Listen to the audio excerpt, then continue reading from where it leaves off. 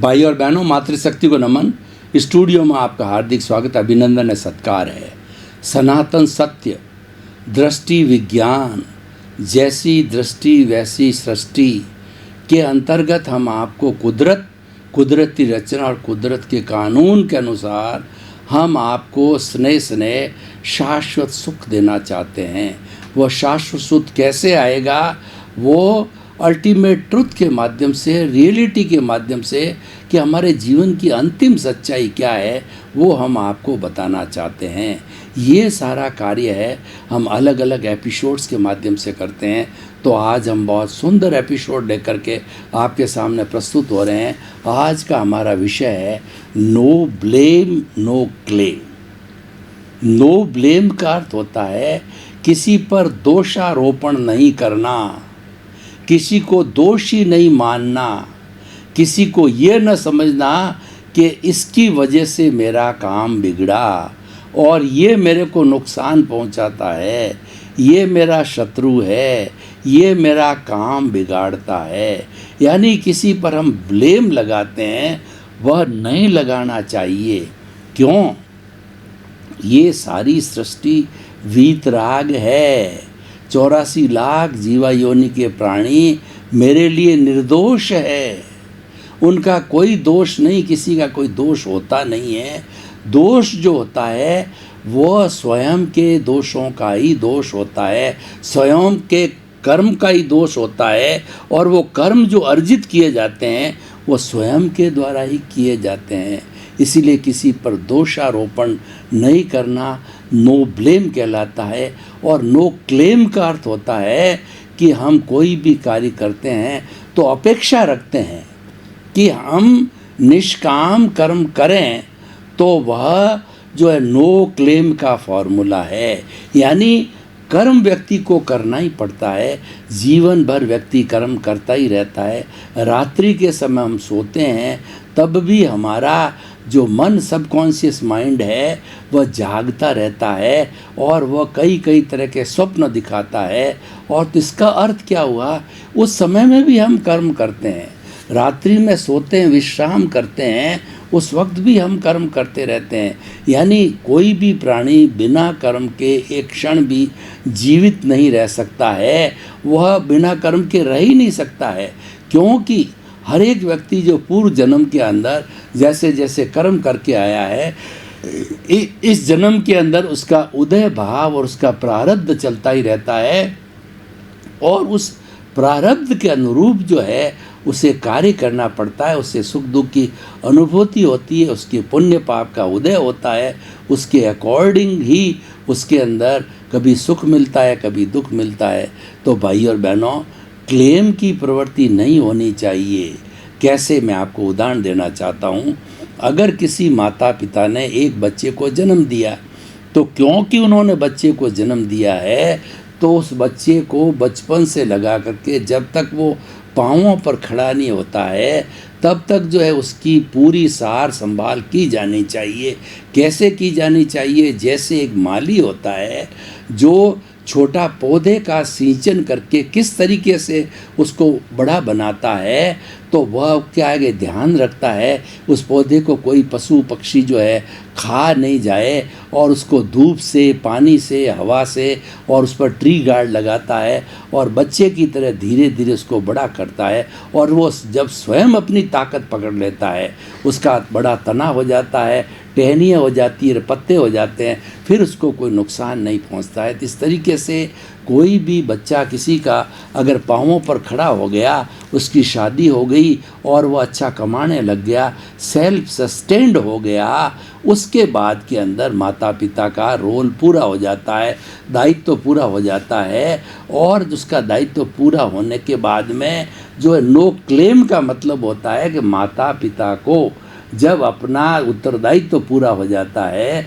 तो ये अपेक्षा नहीं रखनी चाहिए कि ये संतान जो है मेरी सेवा करेगी, बुढ़ापे के अंदर मेरे को सहयोग देगी है। तो इसीलिए क्या है कि वो संतान अच्छी होती है, वो देती है, वो भी अपना दायित्व समझते हैं, क्योंकि वो सोचते हैं अगर हम अपने माता पिता को जो सुख नहीं देंगे, माता पिता की सेवा नहीं करेंगे, तो वो संस्कार हमारे बच्चे देख रहे हैं तो वो किस तरीके से हमारी सेवा करेंगे या किस तरीके से हमको सुख पहुंचाएंगे। तो वो भी समझते हैं, नॉर्मली देते हैं, लेकिन हमारे को कोई भी तरह का क्लेम नहीं करना चाहिए। उसी तरीके से जैसे मान लीजिए कि हमने जो है वो बड़ी फैक्ट्री लगा करके और करोड़पति बनने का सपना बनाया और हम उस फैक्ट्री के लगने से जो है धीरे धीरे करोड़पति भी बन गए, तो ये हमारे पुण्योदय के कारण हुआ, हमारे भाग्योदय के कारण हुआ। लेकिन हमको क्लेम नहीं करना चाहिए कि जो अब मैं करोड़पति बन गया तो सभी लोग मेरे को जो है बड़ा कहे, मुझे जो मेरे समाज के लोग हैं वो मेरी वाहवाही करे और मुझे जो है वो अच्छा बतावे, अच्छा कहे। तो ये जो है वो बात भीतर हमारे चिंतन में नहीं आनी चाहिए। ये चीज़ जो है हर क्षेत्र के अंदर लागू होनी चाहिए कि आप जीवन के प्रारंभ से अंत तक कोई भी कार्य करें तो उसके अंदर निष्काम कर्म के अंदर होना चाहिए। निष्काम कर्म की भाषा में क्या है जो गीता में कहा गया है, वह यह कि कर्म तो करते रहो, कर्म तो आपको करना पड़ेगा, क्योंकि कर्म आप पीछे से लेकर के आए हो और पीछे से मन वचन काया की तीनों बैटरी हैं, इस जन्म में खुलती रहती है और आपको वो करना ही पड़ेगा। उस जो है हमारा जो व्यवहार है, हमारा जो लौकिक व्यवहार है, उससे आप चूक नहीं सकते, उसको आप इग्नोर नहीं कर सकते, क्योंकि वो तो आपका हिसाब है। हिसाब तो चुकना करना ही पड़ेगा। अगर हम किसी रेस्टोरेंट के अंदर भोजन करने के लिए गए तो बिल आ गया तो it is suppose to be paid, because we have eaten the meals, we have taken the food items, we are suppose to pay the bill. तो उसके अंदर तो मान कर चलना चाहिए कि हमको ये पेमेंट करना ही है, तो उसके अंदर और अन्यथा सोचने की कोई बात ही नहीं होता है। तो नो ब्लेम और नो क्लेम जो है, ये दो ऐसे गुण हैं कि व्यक्ति अपने जीवन के अंदर धारण कर लेता है तो उसकी कोई किसी तरह के उसको दुख मात्र हो ही नहीं सकता है। और देखिए, नो ब्लेम तो ऐसा सूत्र ये है कि आप जो है कोई भी व्यक्ति हमारे संपर्क में आ रहा है उसके दोष मत देखो। इसीलिए अपने भीतर विराजमान प्रभु से हर क्षण प्रार्थना करो कि ये मेरे भीतर विराजमान शुद्ध आत्मा भगवान मुझे ऐसी शक्ति दो, जागृति दो कि मेरा जो मूल अज्ञान, जो राग द्वेष है, जो मुझे जन्म जन्मांतर के अंदर भटकाता है, वह राग द्वेष प्रतिदिन प्रतिक्षण है वो कम होता रहे, कम होता रहे, उसका ग्राफ गिरता रहे। और जब उसका ग्राफ गिरेगा तो हम उसकी प्रतिरोधात्मक शक्ति है, समभाव बढ़ता रहे, यानी मेरा राग द्वेष घटता रहे, मेरा समभाव बढ़ता रहे। मुझे ऐसी शक्ति दो, जागृति दो, मुझे ऐसी शक्ति जागृति दो कि मेरे द्वारा किसी को दुख न हो और मैं किसी को दोषी नहीं समझूं, मैं किसी के दोष नहीं निकालूं, निज दोष दर्शन करूं, दूसरे के दोष नहीं निकालूं, क्योंकि दूसरे के दोष निकालने के लिए हम ऑथराइज नहीं हैं। हम दूसरे के दोष निकालते हैं तो हमारे में कर्ता भाव आ जाता, ऑनरशिप डूअरशिप आ जाती है। और जब ऑनरशिप डूअरशिप आती है तभी हम कर्ता बन करके और कर्मों का बंधन करते हैं। नो ऑनरशिप और नो जो doership, no bondage of the karma at all, ये एक दूसरे का सनातन सत्य है। ये कुदरती इतना कुदरत के कानून से जुड़ा हुआ है कि बिना किसी को ब्लेम किए हुए आप जीते हो तो आपके नए कर्म बीज नहीं पड़ेंगे और आपके जो है भाव कॉज नहीं पड़ेंगे, और कॉज नहीं बढ़ेंगे तो कॉजल बॉडी नहीं बनेगी। और आपके अगला जन्म में कुछ ही जन्मों के अंदर जो हमारी जन्म जन्मांतर से कॉजल बॉडी पड़ी है, वह जो डिस्चार्ज कर्म के रूप के अंदर वह जो खर्च होती वो ज़ीरो हो जाएगी। तो हम क्योंकि नया बंद नहीं हो रहा है और भीतर का हमने जो उसकी सफाई चालू कर दी, सब्लिमेशन कर दिया, प्योरिफिकेशन चालू कर दिया, तो धीरे धीरे फिर हमारे वो शून्यता की स्थिति आ जाती है। और यही राग द्वेष की शून्यता स्थिति जो हमारी मुक्ति का कारण बनता है, यही हमको ब्लिस देता है। और क्योंकि अज्ञान है, इसको रोकने वाला जो है ये हमारा राग द्वेष है, कषाय है, क्रोध मान माया लोभ है और ये मोह का संसार है।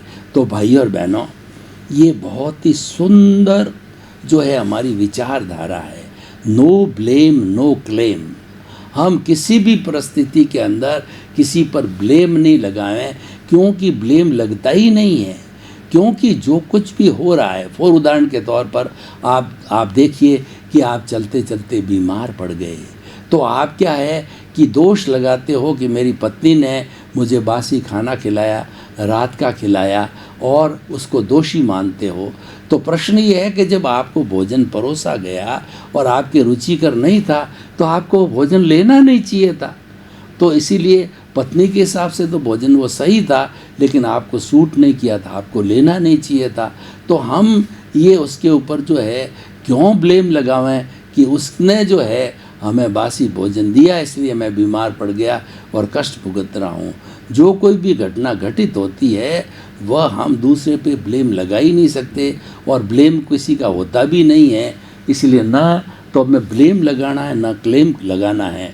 तो भाई और बहनों, इस सुंदर विषय को जो है हम अप्लाई करें। हम कहाँ पर अप्लाई करें? सबसे पहला हमारा परिवार है।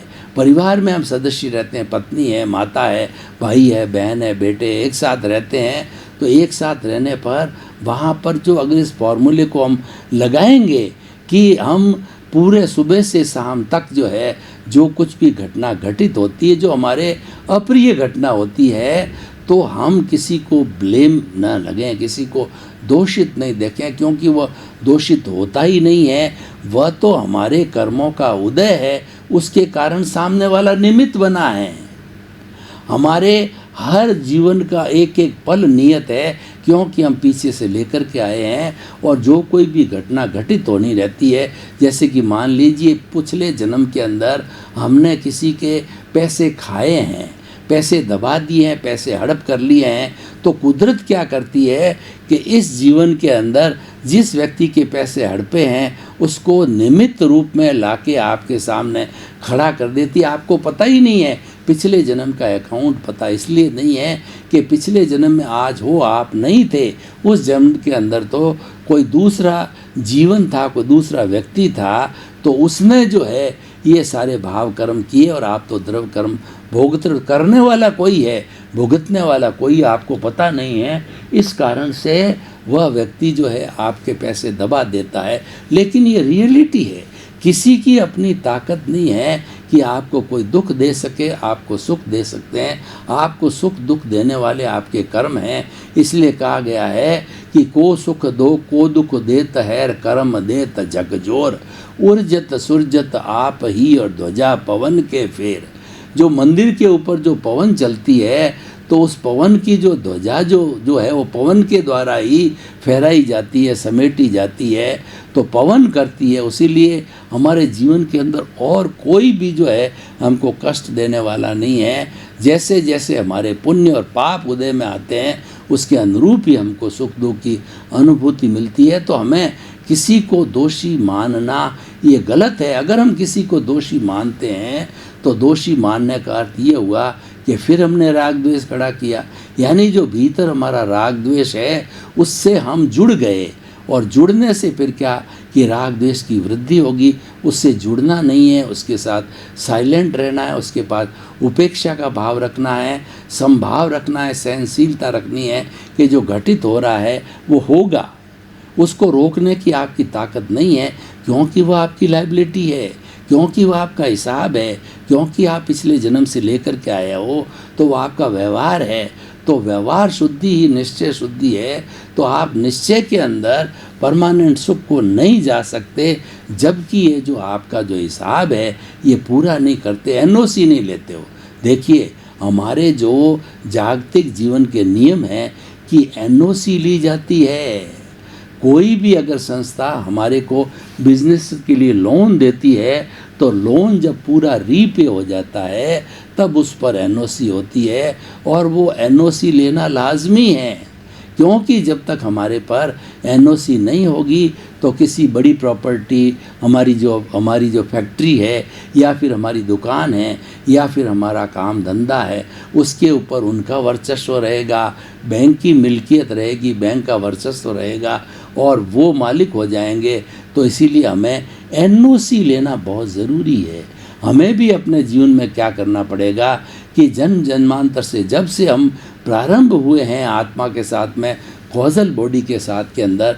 तो जिन जिन लोगों को हमने कष्ट दिया है, जिन जिन लोगों को हमने दुख दिया है, जिनके प्रति हमने बुरे भाव किया और जिनके ऊपर हमने ब्लेम लगाए हैं, जिनके ऊपर हमने ब्लेम लगाए, उन सब से हमें क्षमा याचना करनी पड़ेगी। और क्षमा याचना, ये सामायिक आलोचना, प्रतिक्रमण, प्रत्याख्यान ऐसे टूल्स हैं कि अगर हम पश्चाताप करते हैं तो सामने वाली आत्मा अव्यबाद होती है, वह आत्मा हमें क्षमा कर देती है, क्योंकि उसमें स्वयं में जो है अव्यबादता के गुण हैं। मेरी आत्मा में, प्योर आत्मा में अव्यबादता के गुण हैं। तो दोनों अव्यबाद आत्माएं एक दूसरे की बात को सुन कर के उसको क्षमा करती है। क्षमा करने का अर्थ ये है कि आपको एनओसी मिल गई।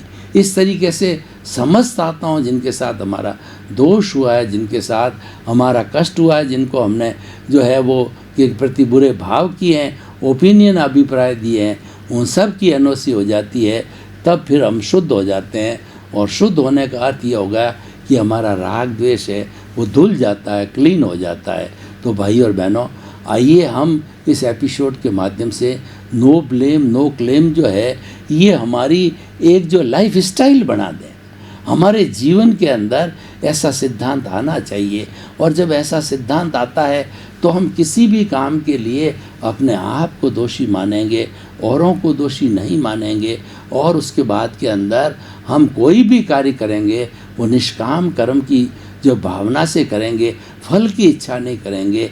इसका मतलब हम क्लेम की बात नहीं करेंगे। तब नो ब्लेम का मतलब होता है कि दूसरे के दुखों को न देखना, और नो क्लेम का अर्थ होता है निष्काम कर्म से कोई भी कार्य करना। तो जब ये दो थोड़ी हमारे जीवन में आ जाती है तो निश्चित तौर से हमारा राजपथ हो जाता है। और राजपथ होकर के हमारा जो अज्ञान रूपी बिल्डिंग है, जो कि हमारी आत्मा के साथ जन्म जन्मांतर से जुड़ा हुआ है, तो जो ही हमारी ऐसी नो ब्लेम और नो क्लेम की स्थिति हो जाती है, तो हमारा आत्मा के साथ में कर्म रज है, जो बुराई है, जो अशुद्धि है, वह साफ होने लग जाती है। और ये सफाई होते होते जब एकदम नीट एंड क्लीन हो जाती है, तब हमारी मूल अवस्था ऑलरेडी भीतर है। मूल जो शुद्ध आत्मा भगवान ऑलरेडी भीतर विराजमान है, वो पूर्ण रूप से प्रकट हो जाते हैं। यानी 360 डिग्री तक तब पहुंचते हैं जब सारी कर्म रज धुल जाती है। तो कर्म रज धुलने का मतलब ये हुआ कि वो जो है आपकी शुद्ध अवस्था की प्राप्ति होना। और शुद्ध अवस्था की प्राप्ति जो है 12वां गुणस्थान जो है क्षीण मोह से प्राप्ति हो जाती है। और जब व्यक्ति क्षीण मोह हो जाता है तो 13वें गुणस्थान के अंदर न्यूनतम एक समय और अधिकतम अंतर मुहूर्त, एक समय का अर्थ होता है पलक झपते हैं, उसमें बहुत से समय निकल जाते हैं। और जो है 48 मिनट का अधिकतम समय होता है, वो अंतर मुहूर्त कहलाता है। उस अंतर मुहूर्त के अंदर क्षीण होने के बाद में 360 डिग्री तक हमारा जीवन चला जाता है, प्योरिटी का जीवन चला जाता है। और उससे केवल ज्ञान हो जाता है। केवल ज्ञान होने से हमारे भीतर जो भुवन भास्कर का अभिप्राय होता है, और पूरा चमकदार हमारा जो ज्ञान का जो पिंड है, उसका जो दर्शन होता है। यानी हमारे को केवल ज्ञान की प्राप्ति होती है। और केवल ज्ञान की प्राप्ति होने पर ये शरीरधारी जो भी व्यक्ति है, वो साक्षात जो है भगवान का रूप होता है, और वह भगवान ही होता है एक तरीके से। और केवल ज्ञान की स्थिति होने के बाद हर प्राणी आयुष्य का अधीन होता है। आयुष्य जितना शेष होता है, उतना फिर वह अच्छे कार्य करके और अपने जीवन को सफल बना देता है। जैसे उदाहरण के तौर पर हम भगवान महावीर को लें कि भगवान महावीर ने 30 वर्ष की उम्र के अंदर दीक्षा ली। और हर तीर्थंकर होता है वो माँ के गर्भ के अंदर 3 ज्ञान लेके आता है। वो होता है वो हमारा मति ज्ञान, श्रुत ज्ञान और अवधि ज्ञान। तो अवधि ज्ञान जो है वो भगवान महावीर को बचपन से था। तो उन्होंने देखा कि उस अवधि ज्ञान से देखा कि माँ के पेट में मैं उल्टा लटक रहा हूँ, तो मैं इधर उधर घूमता हूँ पेट के अंदर, तो माँ को कितना कष्ट होगा। तो उन्होंने हिलना डुलना बंद कर दिया। तो माता ने देखा कि मेरा गर्भ मर गया है क्या। तो उन्होंने फिर अवधि ज्ञान लगा, अरे ये तो माता को दुख हो रहा है, मेरे हिलने डुलने के रुकने से माँ देख रही है कि मेरा जो है मेरी मृत्यु हो गई। तो उन्होंने फिर हिलना डुलना चालू किया और प्रतिज्ञा करी भीतर ही भीतर अपने 3 ज्ञान के मध्य के मेरे जब तक माता पिता जिंदे रहेंगे तब तक मैं दीक्षा नहीं लूँगा। 30 वर्ष की अवस्था में जब माता पिता स्वर्ग सिधार गए तो उन्होंने जो है वो अपने भाई जो और नंदीवर्धन को कहा कि अब मैं दीक्षा लेना चाहता हूँ। तो नंदीवर्धन की रिक्वेस्ट पर भगवान 2 महीने फिर जो ग्रस्त जीवन के अंदर एक सादगी के जीवन में एक साधक के रूप के अंदर रहे, और फिर वो 30 वर्ष की अवस्था में जब ज्यों ही दीक्षा ली त्यों ही उनको मनोप्रभ ज्ञान, तीसरा प्रत्यक्ष ज्ञान हो गया, जिसमें इंद्रियों की आवश्यकता नहीं होती है। ज्ञान 2 तरह के होते हैं, एक प्रत्यक्ष और अप्रत्यक्ष। अप्रत्यक्ष ज्ञान होता है वह जो है वो इंद्रिय और मन की सहायता से होता है, और प्रत्यक्ष ज्ञान होता है जिसके अंदर मन और इंद्रियों की ज़रूरत नहीं होती है, और वो सीधा आत्मा की लब्धि वीर्य के कारण होता है। तो भाई और बहनों, इस तरीके से हम जो ये बात कर रहे थे कि महावीर की जितनी भी साधना है 12.5 वर्ष की है, वो नो ब्लेम और नो क्लेम की साधना थी। इसीलिए वो जो है वो 12.5 वर्ष की कठोर तपस्या करके और वो केवल ज्ञानी बन गए। और केवल ज्ञानी बनने के बाद भी उनका आयुष्य भी पूरा नहीं हुआ था। उनका आयुष्य टोटल 72 वर्ष का था।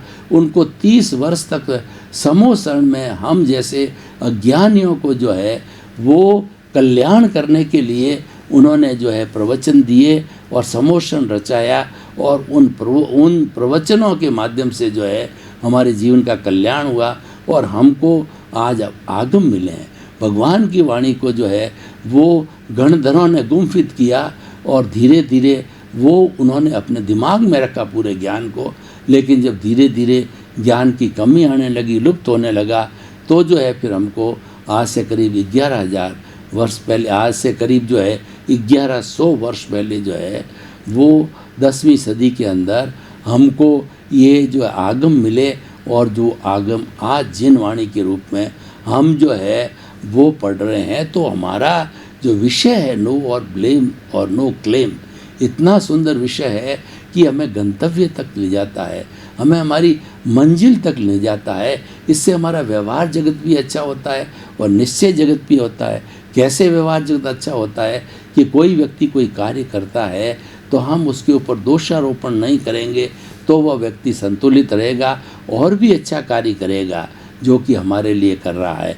और क्लेम का मतलब ये है कि कोई व्यक्ति ने कोई कार्य किया, और चाहे मान लो हम धंधा करते हैं, वो धंधे के अंदर हमने क्लेम किया कि धंधे में मेरे को करोड़ रुपए का फ़ायदा होना ही चाहिए, और जब नहीं होता है तो हम दुखी हो जाते हैं। तो भाई और बहनों, आपका बहुत बहुत धन्यवाद। आप हमारा ये सनातन सत्य कार्यक्रम बराबर देख रहे हो। आप सनातन कार्यक्रम की जो सनातन सत्य कार्यक्रम की आत्मा हो, क्योंकि हमको फीडबैक मिल रहा है कि आपको ये कार्य बहुत अच्छा लग रहा है। और ये अच्छा क्यों नहीं लगेगा, क्योंकि इसके अंदर तो शाश्वत सुख की बात की गई है, आत्मविज्ञान की बात की गई है, दृष्टि विज्ञान की बात कही गई है। जैसी दृष्टि वैसी सृष्टि। हम आपकी दृष्टि को बदलते हैं, हम आपकी रॉन्ग बिलीफ को समाप्त करके आपको राइट बिलीफ देते हैं। इसी जन्म में, इसी क्रम के अंदर सर्वे भवन्तु सुखिनः सर्वे सन्तु निरामया, जगत के सब जीवों को सुख मिले, शांति मिले, आनंद मिले, मुक्ति मिले। इसी क्रम में आपके प्रति बहुत बहुत शुभ।